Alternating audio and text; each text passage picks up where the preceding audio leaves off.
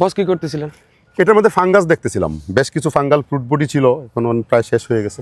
একটা প্রাসঙ্গিক জিজ্ঞাসা ছিল। বলো। আসার সময় অনেকগুলো এরকম মৃত গাছ দেখলাম, তো এত বড় একটা জঙ্গলে এরকম মৃত গাছগুলো যে অবস্থায় আছে ওই অবস্থায় আছে, কেউ কাটতেছে না, কোনো কিছু করতেছে না, এটা কোনো বৈজ্ঞানিক ভিত্তি আছে কিনা?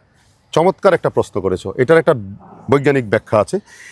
এই যে বনের মধ্যে বিভিন্ন ইকোসিস্টেমে দেখবা, যখন এই যে মৃত উদ্ভিদগুলি, এর কাণ্ডে অনেক ধরনের পোকামাকড় বাসা বাঁধে এবং কাণ্ডটা দেখবা যে নরম হয়ে যায়। কিভাবে?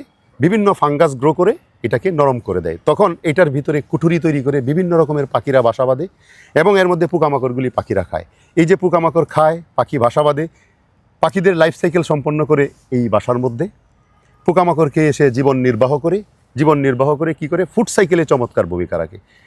দেখো, পেঁচা সহ বিভিন্ন রকমের নিশাচর পাখিগুলি এই কুঠুরির মধ্যে বাসা তৈরি করে, বিভিন্ন রকমের শালিকে বাসা তৈরি করে, টিয়া পাখি বাসা তৈরি করে।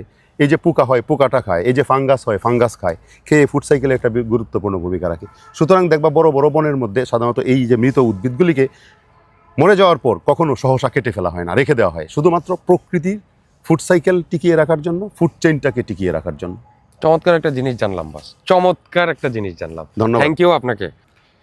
চমৎকার আলোচনা করছিলেন তো আপনারা, আমি কিন্তু ওখানেই ছিলাম, আমি কিন্তু সব শুনেছি আপনাদের কথা। আসলে এটাই হচ্ছে প্রকৃতি এবং বিজ্ঞান। তুমি যেটা শুনছিলে সেটা হচ্ছে যে দেখো, ইকোসিস্টেমের যে বিভিন্ন উদ্ভিদ রাজিগুলি আছে, এগুলা তো একটা সময় কিছু উদ্ভিদ মারা যায়, মারা যাওয়ার পরে সেই উদ্ভিদগুলি দেখো প্রকৃতিতে, এই যে বনের পাখিগুলি, বনের কাঠবিড়ালি, বনের পেঁচা, বনের টিয়া, এরা সবসময় ফল থাকে না, খাবার পায় না, কী খাবে? তখন পোকামাকড় খেয়ে বাঁচে। এইগুলিতে যে পোকামাকড় হয়, ফাঙ্গাস গ্রো করে, এইগুলি ওরা খেয়ে ওদের লাইফ সাইকেল সম্পন্ন করে, যার জন্য এটা রেখে দেওয়া অত্যন্ত গুরুত্বপূর্ণ। এবং এইটা বিশেষ করে ওই যে লাইফ সাইকেলে একটা চমৎকার ভূমিকা রাখে, তারা বেঁচে থাকে, এবং তারা বেঁচে থাকে ফুড সাইকেলে একটা চমৎকার ভূমিকা রাখে। ফুড সাইকেলে ভূমিকা রাখলে তুমি বেঁচে থাকো, আমি বেঁচে থাকি, আমরা সকলেই বেঁচে থাকি। ফুড সাইকেল যদি ভেঙে যায়, শিকলটা একবার ছিঁড়ে গেলে তোমার আমাদের ভীষণ ক্ষতি হবে। যার জন্য এই উদ্ভিদগুলিও, এই যে মরা উদ্ভিদটাও দেখো, একটা উদ্ভিদ কত গুরুত্বপূর্ণ, একটা উদ্ভিদ মরে যাওয়ার পরেও সে ফুড সাইকেলে ভূমিকা রাখছে।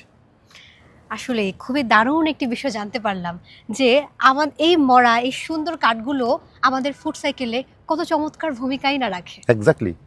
এক্স্যাক্টলি এইটাই হচ্ছে লাইফ সায়েন্স, এটাই হচ্ছে জীবন বিজ্ঞানের অথবা জীববিজ্ঞানের সৌন্দর্য, এটাই হচ্ছে বিউটি অফ বোটানি।